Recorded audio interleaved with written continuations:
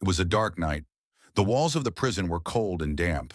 The king of Egypt had thrown two of his servants into prison. The accusation was serious. They had poisoned the king's food. But what no one knew was that the real poison wasn't in the meal, it was in their hearts. The two prisoners walked into the darkness trembling. One was the royal cupbearer, who used to serve the king wine, and the other the royal baker, who baked bread for the king's table.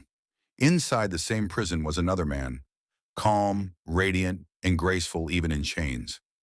That man was Prophet Yusuf, Joseph, alayhis salam. Though the world had unjustly imprisoned him, Allah had blessed him with wisdom, patience, and light.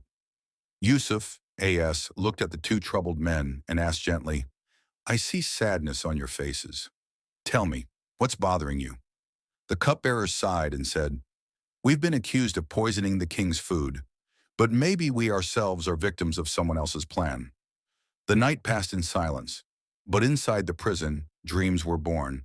Both men saw strange visions. One dreamed that he was squeezing grapes and serving wine to the king. The other dreamed that he was carrying bread on his head and birds were eating from it.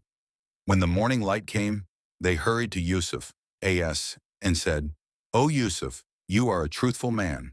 Tell us the meaning of our dreams." Yusuf, A.M., looked toward the sky and said, "One of you will be freed and return to serve the king. The other will be crucified and birds will eat from his head." Their faces turned pale. The truth hit them like thunder. But Yusuf, A.R., continued softly, "This knowledge is not from me. It is what Allah has taught me, so that people may learn the difference between truth and deceit." Days turned into weeks, and then came the day when the dream unfolded exactly as Yusuf, A.S., had said.